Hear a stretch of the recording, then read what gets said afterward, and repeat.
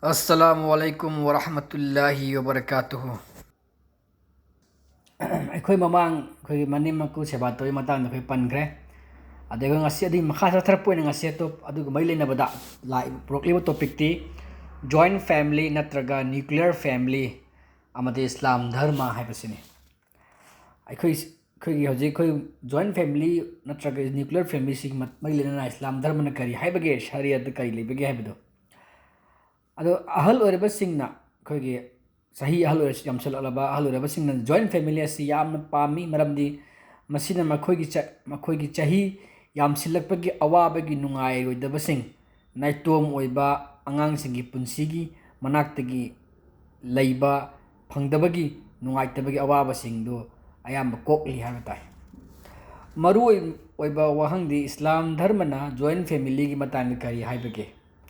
Joint family haibadi mayum palaba nipana mama mapaga yum amadi punna laiminaba makhoygi phamungsing common area amadi leiba aduga chakhum amada punba haibani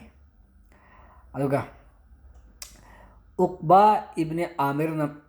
Allahgi Rasul Muhammad sallallahu alaihi wasallam gi paudama piri nupi gi qada changbada cheksillo mausingi kada changbada cheksillu yumbal akhoi makhoy kada cheksillu haibadi matang aduda ansar nipa amana mangon hangkhiba ya rasulullah manaw nipa natraga mataima magi manaw nupi manaw nipa natraga mataima makhoygi matai haitare adugumba akhoi english hagan brother in law haitare sidena kam dobunu hange asi matang na karam doba hangune adalai rasuna khomki manaw nipa matai adu shirena Sahih Bukhari gi 5232 asida hai hadith asina phongdok lebasi manaw ni nupi du gi manaw ni pa ai lorib nupi du traga kana go xyz lorib nupi du adu du gi man lay nupa du gi manaw mayamba haising manaw sing mayamba sing haitare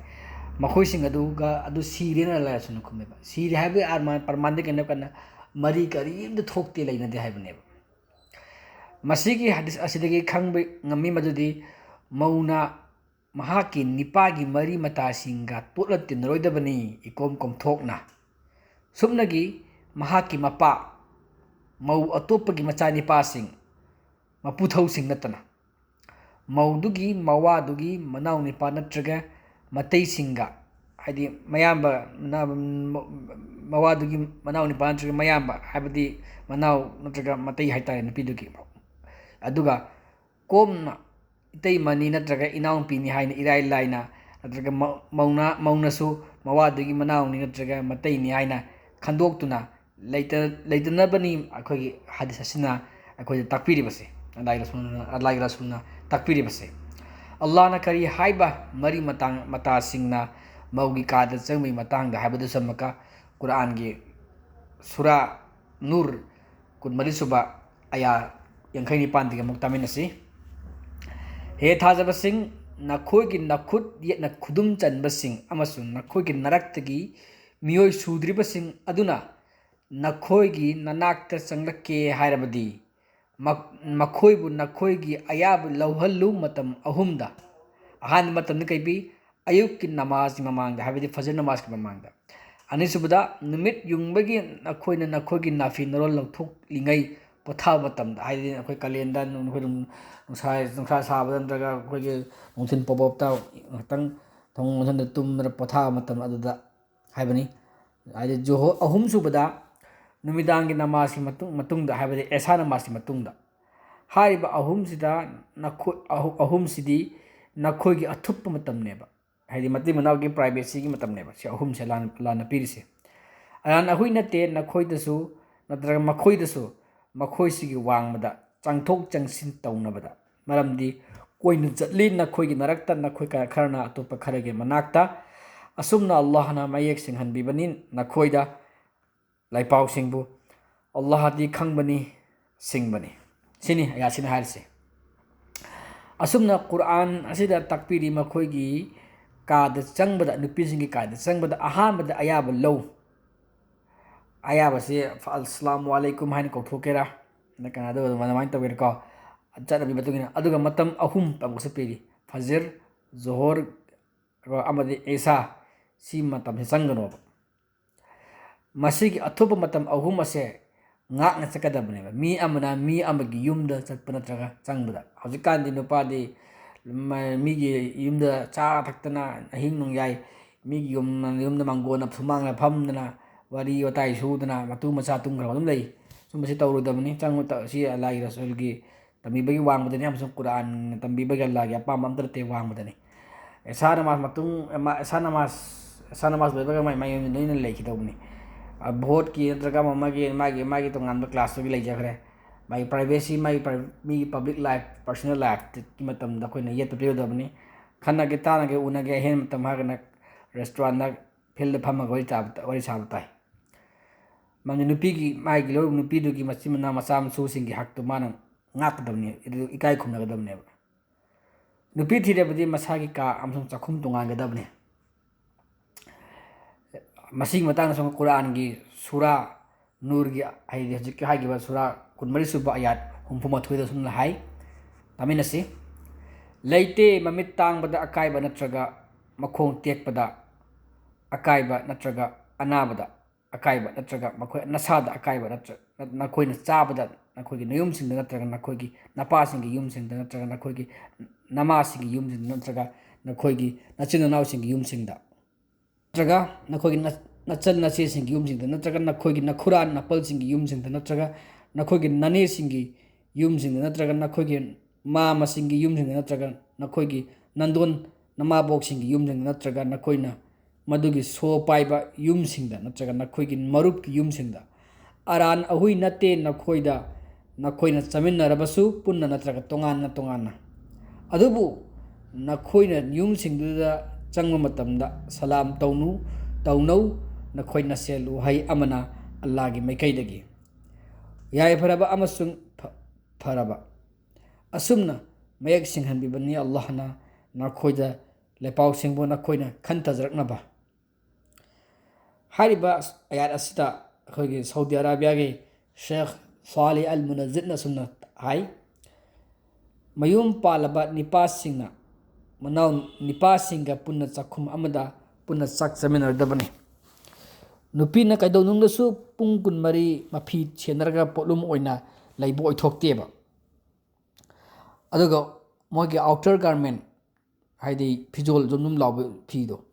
युमद लैबदा सेतुना लैगदबनी हाइबा लैतेबा अखोइ सुबजे बसेते कोइदेबा नम फनेक सेलमी मागी मनाउ नुपागी मनाक्तसु मागी मकुगी मनाक्तसु अदगी मागी मतैगी मनाक्तसु मागी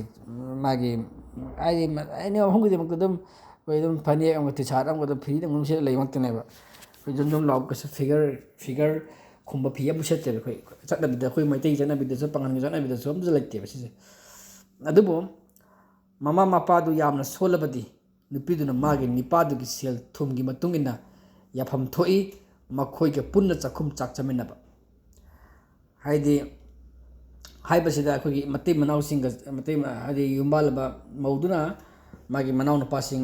मतैसिंग चमिनबे वा नतबा मने मकुगी वान हेस मने मकुग चमिनबदि यायबा चमिन थकमिनबा मागी मपासंगना ममासंगना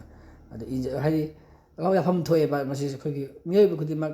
शरीयत की नत्रसु अखोइगी सवाब की दमकदि शरीयत लाइते नुंग अमा हिदि खुनबा हाइबसि लंबीदा सोरक्ता नुंग तरामे हाइबसि खुनबसि मी खुदिमना खुंदोकदमि हाइबगी शरीयत लाइतेबा अदुबु सवाब की अल्लाहगी दगी रिवार्ड फंगबगे मना मथिल फंगबगे अल्लाह नुंसिनबैदमक्ता अल्लाहदगी नुंसिबा फंगनबैदमक्ता अखोइना असि तौनैयेबा अदुगुमना यामना आइगी नक्सन्नबा आइगी निपादगी आइगी इनेमबोक आइगी इकुबोकपु सेवा तौबा हाइबसि यामना फजबा अल्लाहगी अफबा पोटनेबा अखोइगी सवाबकी धर्मगी मनुंगदसु अदुम अखोइगी रूल ओइना लेत्रगसु अदेमका अखोइ कल्चरल इन्फ्लुएंस अमु येंगसि मतंग हसे कनागुमना हंगबे अदुदि अखोइगी नुपाना नुपी मेम यंगु यंगबदि नुपी मतुन पोए अदुना सागे सोमना कन नुपारोमगिदि मसिमनाव मरी मंगा लै नुपादे सोमना कन मान लौदि नुपीदि मतोमतनी नुपास यावदे नुपी अतिस यावदे मथंत पोएकपनि अदुदि कमदोबा नत्रगा नुपी अनि खतनी नुपा यावदे हाइ कमदोबा अदा सिगि अखोइ यंग इनबा खाइ अखोइना Meitei लोंदा हाइनै Islam dharmadadi yaung in bhai wahai leite Islam dharmadadi yum palaba kanda mama mapa ka lamino hai bai wa leite ba nupasu nupisu yum pala madung da mama mapa gi lamda lei bhai bsi sai leite ba ima aikoi Islam dharma matung nadi yum pala di mai magi lam mai magi inkol lei jaga do bune ba adaba koi di hojik kana so do oithokte koi na nupi thinari sidi mapa mama gi lamda adam mapana hingingai soto pithokna re mapana hingingai da sharit pi di mapana sikha matung da soto phangba hai bane mapa gi lan thum dagi adaba koi di ji hing hing dam lan thum di lawna re hai tare ko ada koi adum sharit yang adlo loi mak on tai on nei hai tare aduna ngasagi adu yum mausina palaiba yum mana lerakliba yum palaiba nupa do nei do magi makubo mane makubo ki mingdo leiba lamda yum do ne legi dorse adu etagdi ado mi justice hai tare royal pathap to man mane maku se ba thom thoe mandi magi nupa du magi mabu puthok ngamba auto pajaga awde mana lam leraga magi lemina bai hak leite ba mon pangkal leite badi mayum makai du magi mane maku yu pun batan tara badi mane maku gi nak leibu tar gadi madu se ba to do masagi hak mi hai tare mandi magi mana leidiba yum du kana yum no hai kan mane maku gi ming leiba lam patane ba aduna koi cultural influence to higher kan da koi Indian subcontinent da ayam bane Hindu culture hai tare joint family ase koi na joint family koi na phaja boin urse India koi Hindu ki culture ne Hindu culture influence ne ba ane joint family sigi influence ta gi mi ayam bane masi Islamic oiba malek khando khre ba aduna koi si madan hai madan koi chahiye ba joint family nuclear family oiba de joint family to da mi kai na ko joint family ka nabasu kya joint family na ka nabasu kana kya sa pi ko niparam go inati adu mang jarba kya sa pi mo oibe kya jadi malam digan ha kanda ai no pim lawru re to man no pim lawru re hai no pi do sat na se kana kanda mama mapa gi yumda seba ta gudami mane maku nda pura seba ta gudami mane maku gi brak lagi dobni natti Islam di mayum paladi mama mapa le bin nabiyade ada mande mama mapa gi makta lei so ya de mande mahana bhara lei gera renta lei rugera kara jom lei rugera lei chup ani mong lei mayum palu dani mama mapa ada mara makta mama mapa ma unna bla ka dani hapta am ni lakera hom lakera adu mama mapa bi nakta khoi gi seba ta du ma awada pa man yang sing da bani seba gi kana thangmani ma pisa pi thamgera adu mai thap ngan ba hona kita bani adu mai ki adu ne ba adu ngasagi mauduna natte ba ko adu bo masai khoi adu karigumba mayum pan basina hoi nupi mayum paldi nupa mem lagi dobni mane maku nak lagi dobni hatta gadi justice oidreba adu de sage khoi adi kaina dan hai Hindu culture kaina dan kaina ko thokpa dan to thokpa adu gi concept ne bas khoi da lagi sidi adu gi khalon dadi karagomna nupi ma Hindu culture da mawad yum pani ke mawana ikre adu ta ma halak pe dan to thokram ne ba adun magi mama mapa si ma pok mama mapa du natte ba magi nupa di mama mapa du magi mama mapa ne ba adun madu bu seba ta gudo ne ba mana mama mapa adumak to mama pok mama mapa seba to adumak na adumain to gudo ne adu si culture ne ba khoi si lai si adu kaina dani culture ne ba dan thok do hala asu lai bia da ba hala mawa si kan sati to thok da ba adu gi concept to ne ba sati di mut khre ada masagi adugi khoi machang sing du khoi dum wakhol no leiri haib tare ko Hindu da sumut kare ada Muslim da di thati letra ka so adu culture di khar yauri hai tare adu maktuni adu du ne ba khoi na nang yaung in ba ka dilai si yaung in ba Islam da ikte adu kai gumba yaung in ba sina ran boy tar ka di nupi na nupa gi mama pa gi marakta mayum palai min nabiya de ba nupa da na to yuma masaraga mabali tunga lagi dabne ba justice ta dabne ba aduna haning ide ken hakana sagi akhoi gi joint family sana kana basi subna gi nupa ro mi sait kana yeba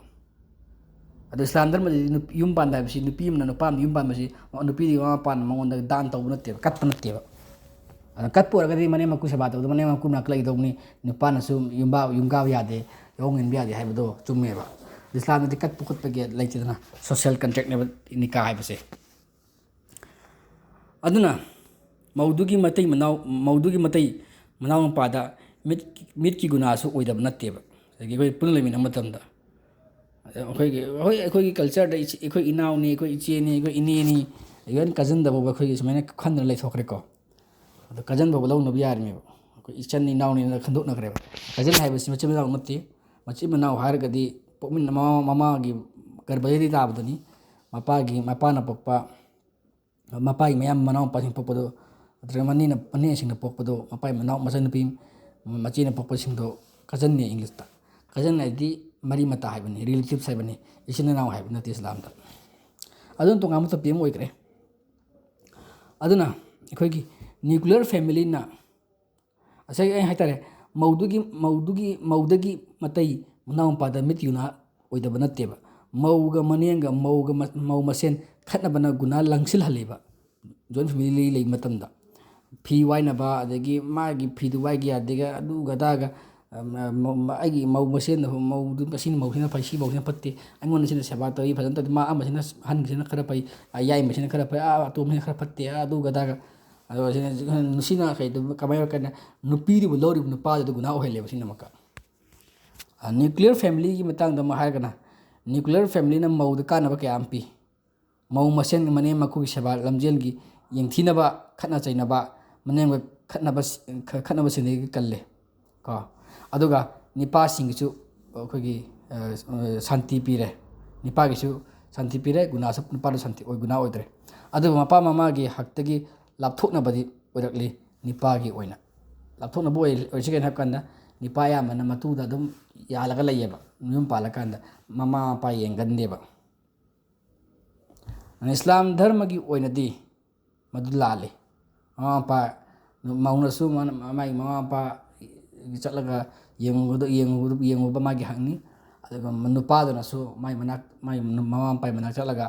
ꯃꯃꯥ ꯃꯄꯥ ꯀꯝꯗꯧꯔꯤꯅ ꯍꯪꯕ ꯊꯤꯕ ꯑꯗꯨꯁꯨ ꯍꯛꯅꯤ ꯃꯥꯅ ꯅꯨꯡꯇꯤꯒꯤ ꯆꯠꯀꯦꯔꯥ ꯍꯞꯇꯥ ꯑꯃꯗ ꯑꯅꯤ ꯆꯠꯀꯦꯔꯥ ꯑꯍꯨꯝꯗ ꯆꯠꯀꯦꯔꯥ ꯃꯥꯒꯤ ꯑꯄꯥꯝꯕꯅꯤ ꯑꯩꯈꯣꯏ ꯅ꯭ꯌꯨꯀ꯭ꯂꯤꯌꯔ ꯐꯦꯃꯤꯂꯤ ꯑꯣꯏꯅ ꯂꯩꯕ ꯇꯥꯔꯒꯗꯤ ꯇꯣꯉꯥꯟ ꯇꯣꯉꯥꯟꯕ ꯃꯐꯝꯗ ꯂꯩꯕ ꯇꯥꯔꯒꯗꯤ ꯑꯗꯨꯒ ꯉꯁꯥꯏꯅ ꯍꯥꯏꯔꯤꯁꯤꯅꯦ ꯑꯩꯈꯣꯏ ꯃꯨꯁꯂꯤꯝ ꯃꯅꯤꯄꯨꯔꯗ ꯂꯩꯔꯤꯁꯤꯡꯁꯤꯗꯤ ꯏꯟꯗꯤꯌꯥ ꯂꯩꯔꯤꯁꯤꯡꯁꯤꯗꯤ ꯂꯥꯏꯔꯕ ꯉꯥꯛꯇꯅꯤ ꯃꯁꯥ ꯉꯥꯛꯇ ꯅꯨꯄꯤ ꯊꯤꯕ ꯅꯠꯇꯦ ꯃꯃꯥ ꯃꯄꯥꯅ ꯊꯤꯕꯤꯕ ꯉꯥꯛꯇꯅꯤ ꯑꯗꯨꯒ ꯑꯃꯨꯛꯀ ꯃꯃꯥ ꯃꯄꯥ ꯌꯨꯝꯗ ꯂꯩꯕꯅꯤ ꯃꯃꯥ ꯃꯄꯥꯅ ꯁꯥꯕ ꯌꯨꯝꯗ ꯂꯩꯕꯅꯤ ꯃꯄꯥ ꯏꯪꯈꯣꯜ ꯂꯩꯕꯅꯤ ꯑꯗꯨꯅ ꯑꯗꯨ ꯌꯦꯡꯉꯒꯗꯤ ꯃꯃꯥ ꯃꯄꯥꯒꯤ ꯏꯪꯈꯣꯜ ꯂꯩꯔꯕꯅꯤꯅ ꯃꯃꯥ ꯃꯄꯥꯒꯤ ꯊꯤꯕꯤꯕꯅꯤꯅ ꯃꯃꯥ ꯃꯄꯥꯒꯤ ꯃꯅꯥꯛꯇ ꯂꯩꯕꯅꯤꯅ ꯅꯨꯄꯥꯗꯨꯅ ꯑꯗꯨꯒꯤ ꯄꯥꯝꯕꯣꯝ ꯂꯩꯇꯕꯅꯤꯅ ꯃꯥ ꯁꯦꯕꯥ ꯇꯧꯕ ꯇꯥꯏ ꯃꯅꯦꯝ ꯃꯀꯨꯒꯤ ꯑꯗꯨꯅ ꯏꯁꯂꯥꯝ ꯙꯔꯃꯒꯤ ꯑꯣꯏꯅꯗꯤ ꯃꯆꯥ ꯅꯤꯄꯥꯒ ꯃꯆꯥ ꯅꯨꯄꯤꯒ ꯍꯛ ꯆꯞ ꯃꯥꯟꯅꯩ ꯐꯥꯏꯅꯥꯟꯁꯤꯌꯦꯜꯂꯤ ꯑꯃꯁꯨꯡ ꯐꯤꯖꯤꯀꯦꯜꯂꯤ ꯁꯦꯕꯥ ꯇꯧꯕ ꯑꯍꯜ ꯑꯣꯏꯔꯕ ꯃꯃꯥ ꯃꯄꯥꯁꯤꯡꯒꯤ ꯅꯨꯄꯤ ꯊꯤꯔꯦ ꯇꯣꯉꯥꯟꯅ ꯆꯥꯔꯦ ꯍꯥꯏꯗꯨꯅ ꯃꯄꯥ ꯃꯃꯥ ꯁꯦꯕꯥ ꯇꯧꯗꯕ ꯌꯥꯔꯣꯏ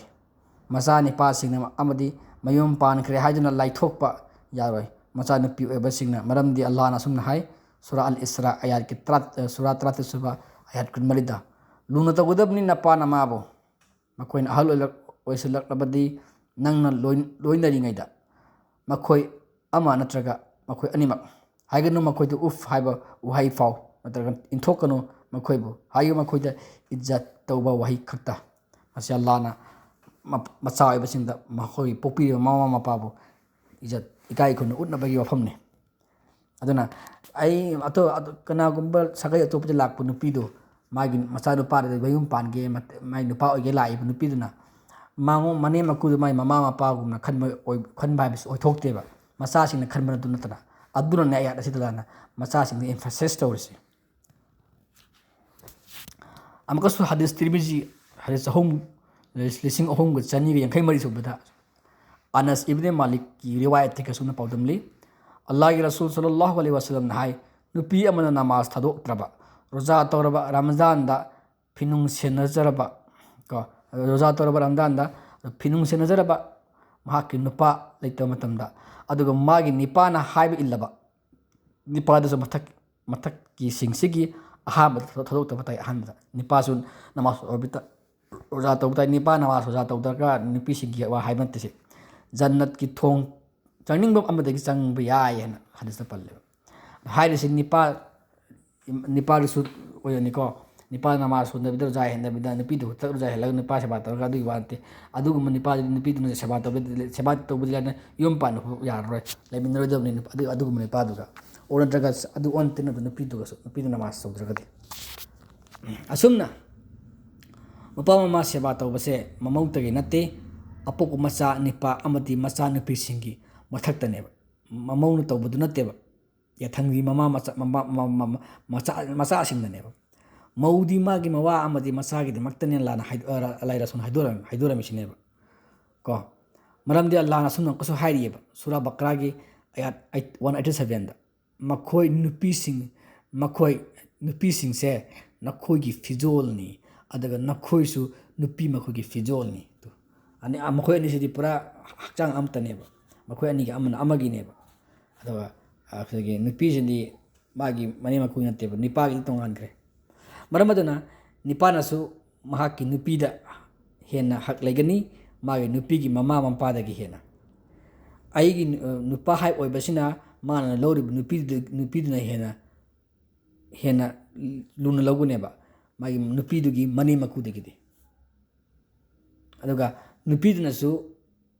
magi man layo nipaduna hena luna laguneba magi nipadi mama mampadagidi magi nupid maudugi mani makudagidi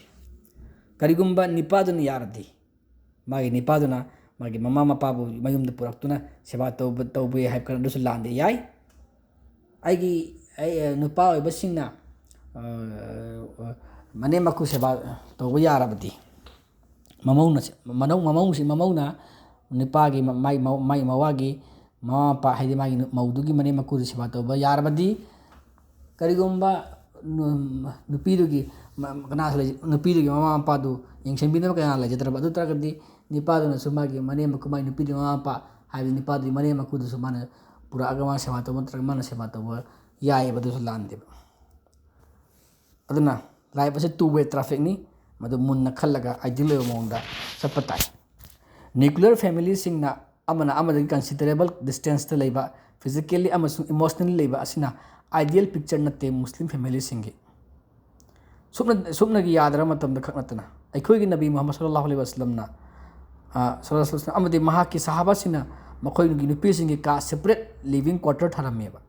rasul gi aroba matam da mabu magi nupina amadi marup singna seba tawbi khiba magi masa nupina tawkhideba amakai ge rasul gi aroba matam da mabu magi nupina amadi marup singna seba tawbi khiba magi masa nupina tawkhideba adaga joint family gi nungai ba amana matam pumbada mayum marakta tinduna maya marakta tinduna wakhal chawthokna nungai laiba phangeba adubu dharma gi niyam kayadadi yamna soire eba dusu musurak tamatteba hoji jokoi u phangin khabar da paw da amada akogi nattaba paw ta haidaba yam taidna akogi family akogi taboo haitare family taboo english thaise ayo akogi khabar matai ga du tawre mamu ga du tawre ada tawre mam thoidna asi sumu thlai ko masi kanada ba amadi mane makugi mamogi tofam thokpa thabak kaya da panagalli aduba dharma gi niyam kaya dadi yamna soi aduba ke masi kanada ba amadi kaina kana mane makuna mamogi tofam thokpa thabak kaya da panagalleba aduga sagi mamogi freedom du manghalleba aduga nipa haibase ningthauneba nupi hena maharani neba aduga mane makudu ningthauga maharani gi neba macha singdugi adana lebak amada ningthau ani lebya de maharani ni lebya roiba khanra kaneba aduna magi masadu yokpute interfere tawduna kana sainaba thokhalleba makasumaka aduna matam pumbada mi ama oibagi freedom phangloi pothabagi fijol senarga leibada chang achang athok mayamgi brother in law amadi sister in law visit tawraga mamo toina panaduna khatnaba kyams oyeba cha thangtorakte adu tawga ada tawi manaw no pa la ai naw no pa bhabi na du tawde ga adu tawga mai bathau no tapotuda makhoy la aga mama pa gi seba du mon cha lang thong lam cha khoba mai bhabi gi seba ngai dra ngai bung da si islam gi bang mudane ba ada sum kya ma khoi gi nupa hai posina rock we haji foundation level nupa sin yum pan dagi foundation ado magi numana magi nupi si mana ikai khum thang da ne magi machan nupi sing magi naw nupi mache sing adi magi mapa mama magi manaw nupa magi mayam sing dubu ijat to hang da ne magi nupi do ado ijat to hun halatre ba sumal lekpan as wakai wathin higai wa ama aduga daga mayam panara mayam thoeba ko sagi guna si nupa do hele yamna andi nupa si nupi ji dai ta si lawkhriba nupa dun oikhrabanina ꯀꯥ ꯚꯔꯥ ꯑꯗꯨꯒ practical ꯂꯥꯏꯐꯇ ꯑꯃꯨꯛ ꯌꯦꯡꯁꯤ ꯀꯥ ꯚꯔꯥ ꯇꯥꯡꯈꯠꯂꯛꯄ ꯁꯦꯜ ꯄꯥꯏꯗꯅ ꯌꯨꯝ ꯄꯥꯟꯕꯅ ꯑꯅꯝꯕ ꯑꯣꯏꯕꯅ ꯃꯤ ꯑꯌꯥꯝꯕꯅ ꯖꯣꯏꯟ ꯐꯦꯃꯤꯂꯤꯗ ꯂꯩꯅꯩꯌꯦꯕ ꯑꯁꯤꯒꯨꯝꯕꯁꯤꯗ ꯂꯩꯔꯗꯤ ꯇꯠꯇꯅ ꯀꯥ ꯆꯪꯕꯗ ꯑꯌꯥꯕ ꯂꯧꯕ ꯐꯤꯖꯣꯜ ꯆꯨꯝꯅ ꯁꯦꯠꯄ ꯇꯛꯋꯥ ꯑꯜꯂꯥꯍꯕꯨ ꯀꯤꯕ ꯑꯗꯨꯒꯤ ꯇꯛꯋꯥꯒꯤ ꯋꯥꯡꯕꯒꯤ ꯗꯔꯀꯥꯔ ꯑꯣꯏꯔꯛꯏꯀꯣ ꯀꯔꯤꯒꯨꯝꯕ ꯃꯃꯥ ꯃꯄꯥ ꯑꯣꯏꯕꯁꯤꯡꯅ ꯃꯆꯥꯁꯤꯡꯕꯨ ꯖꯣꯏꯟ ꯐꯦꯃꯤꯂꯤ ꯊꯝꯕ ꯄꯥꯝꯂꯕꯗꯤ ꯌꯨꯝ ꯀꯩ ꯃꯔꯝ ꯆꯥꯅ ꯆꯥꯛꯁꯪ ꯏꯔꯨꯖꯁꯪ ꯇꯣꯉꯥꯟꯕ ꯄꯤꯗꯨꯅ ꯁꯦꯝꯕꯤꯒꯗꯧꯕꯅꯦꯕ ꯑꯗꯨꯒ ꯑꯜꯂꯥꯍ ꯑꯃꯁꯨꯡ ꯔꯁꯨꯜꯅ ꯄꯤꯕ ꯕꯥꯎꯟꯗꯔꯤ ꯑꯗꯨꯗ ꯂꯩꯒꯗꯕꯅꯦꯕ ꯃꯥꯒꯤ ꯍꯛ ꯃꯨꯟꯅ ꯈꯪꯂꯒ ꯃꯁꯤ ꯃꯆꯥ ꯅꯤꯄꯥ ꯑꯣꯏꯕꯁꯤꯡꯅꯁꯨ ꯈꯪꯒꯗꯕꯅꯤ ꯃꯃꯥ ꯃꯄꯥꯒ ꯄꯨꯟꯅ ꯂꯩꯒꯦ ꯈꯜꯂꯕꯗꯤ ꯃꯗꯨ ꯑꯍꯥꯟꯕꯗ ꯃꯥꯒꯤ ꯅꯨꯄꯤꯗꯨꯅ ꯌꯥꯕ ꯑꯣꯏꯒꯗꯧꯕꯅꯦꯕ ꯑꯗꯨ ꯃꯨꯁꯂꯤꯝ ꯅꯨꯄꯤꯁꯤꯡꯅ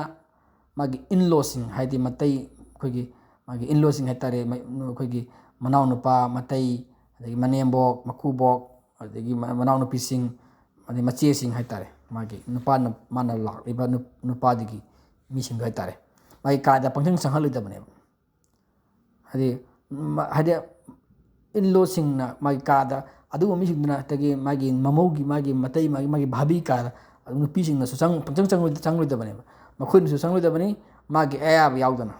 ꯃꯥꯒꯤ ꯃꯃꯧꯅꯁꯨ ꯆꯪꯂꯣꯏꯗꯕꯅꯤ ꯑꯗ ꯃꯈꯣꯏꯅꯁꯨ ꯃꯃꯧꯒꯤ ꯀꯥꯗ ꯆꯪꯂꯣꯏꯗꯕꯅꯤ ꯃꯥꯒꯤ ꯑꯌꯥꯕ ꯌꯥꯎꯗꯅ ꯑꯗꯨꯒ ꯅꯨꯄꯤ ꯑꯣꯏꯕꯁꯤꯡꯅꯁꯨ ꯋꯥꯈꯜ ꯃꯨꯟꯅ ꯈꯪꯒꯗꯕꯅꯤ ꯃꯗꯨꯗꯤ ꯃꯈꯣꯏꯅ ꯏꯃꯨꯡꯗꯨꯒꯤ ꯈ꯭ꯋꯥꯏꯗꯒꯤ ꯑꯆꯥꯟꯕ ꯃꯆꯥ ꯑꯃꯒꯤ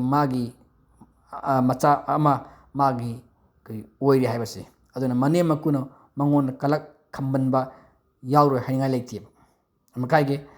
ꯅꯨꯄꯤ ꯑꯣꯏꯕꯁꯤꯡꯅꯁꯨ ꯋꯥꯈꯜ ꯃꯨꯟꯅ ꯈꯟꯒꯗꯕꯅꯤ ꯃꯗꯨꯗꯤ ꯃꯈꯣꯏꯅ ꯏꯃꯨꯡꯗꯨꯒꯤ ꯈ꯭ꯋꯥꯏꯗꯒꯤ ꯑꯆꯥꯟꯕ ꯃꯆꯥ ꯑꯃ ꯃꯥꯒꯤ ꯑꯣꯏꯔꯦ ꯍꯥꯏꯕꯁꯤ ꯍꯥꯏꯕꯗꯤ ꯑꯩꯒꯤ ꯏꯃꯥꯁꯤꯅ ꯑꯩꯁꯤ ꯈ꯭ꯋꯥꯏꯗꯒꯤ ꯅꯨꯡꯁꯤꯕ ꯃꯥꯒꯤ ꯑꯆꯥꯟꯕ ꯃꯆꯥꯅꯦꯕ ꯑꯗꯨꯕꯨ ꯑꯩꯅ ꯂꯧꯔꯤꯕ ꯅꯨꯄꯤꯁꯤꯅ ꯑꯣꯏꯈ꯭ꯔꯦ ꯍꯥꯏꯕꯁꯤ ꯃꯣꯏ ꯑꯗꯨ ꯈꯟꯅꯩꯌꯦꯕ ꯋꯥꯈꯟꯗ ꯄꯣꯛꯅꯩꯌꯦꯕ ꯏꯚꯟ ꯐꯥꯒꯤꯗꯐꯥꯎ ꯍꯥꯏꯅꯩꯌꯦꯕ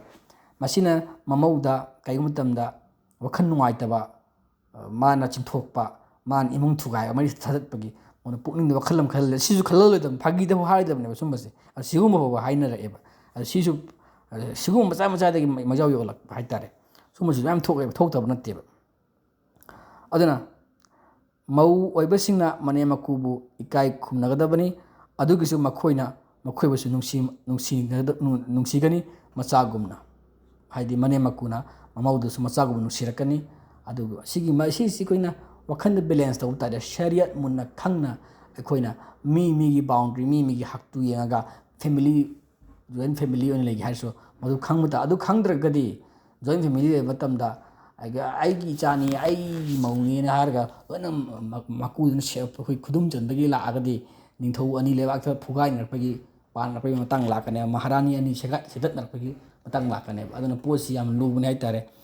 ꯃꯌꯦꯛꯀꯤꯗꯤ ꯑꯩꯈꯣꯏꯒꯤ ꯏꯁꯂꯥꯝꯅ ꯁꯧꯒꯠꯄꯗꯤ ꯅ꯭ꯌꯨꯀ꯭ꯂꯤꯌꯔ ꯐꯦꯃꯤꯂꯤ ꯁꯧꯒꯠꯂꯤ ꯖꯣꯏꯟ ꯐꯦꯃꯤꯂꯤꯁꯤꯗꯤ ꯀꯜꯆꯔꯅꯤ ꯑꯗꯨ ꯖꯣꯏꯟ ꯐꯦꯃꯤꯂꯤꯁꯤꯗꯤ ꯁꯣꯁꯤꯌꯦꯜ ꯀꯜꯆꯔ ꯂꯩꯔꯤꯕ ꯁꯃꯥꯖꯇꯨꯒꯤ ꯆꯠꯅꯕꯤꯅꯤ ꯍꯥꯏꯇꯥꯔꯦ ꯑꯗꯣ ꯁꯤ ꯇꯧꯒꯦ ꯍꯥꯏꯇꯥꯔꯒꯗꯤ ꯖꯣꯏꯟ ꯐꯦꯃꯤꯂꯤꯁꯤꯁꯨ ꯇꯧꯒꯦ ꯍꯥꯏꯇꯥꯔꯒꯗꯤ ꯑꯜꯂꯥꯍꯅ ꯍꯧꯖꯤꯛ ꯄꯤꯔꯤꯕ ꯔꯁꯨꯜꯅ ꯍꯧꯖꯤꯛ ꯄꯤꯔꯤꯕ ꯑꯁꯤꯒꯤ ꯅꯤꯌꯣꯝ ꯑꯁꯤ ꯃꯈꯥ ꯇꯥꯅ ꯃꯇꯨꯡ ꯏꯟꯅ ꯑꯩꯈꯣꯏ ꯇꯧꯕ ꯇꯥꯔꯦ ꯑꯗꯣ ꯑꯩꯅ ꯁꯤꯗꯤ ꯍꯥꯏꯔꯤꯁꯤ ꯈꯔ ꯈꯛꯇꯅꯤ ꯑꯗꯣ ꯌꯥꯝꯅ ꯆꯥꯎꯋꯤ ꯅꯩꯅꯕ ꯇꯥꯔꯒꯗꯤ ꯌꯥꯝꯅ ꯚꯥꯁ ꯑꯣꯏꯕ ꯇꯣꯄꯤꯛꯅꯤ ꯑꯗꯨꯕꯨ ꯉꯁꯤꯒꯤꯗꯤ ꯃꯇꯥꯡ ꯑꯁꯤꯗ ꯑꯩ ꯁ꯭ꯋꯥꯏ ꯂꯣꯏꯁꯤꯟꯖꯔꯒꯦ ꯑꯁꯁꯂꯥꯃꯨ ꯑꯂꯩꯀꯨꯝ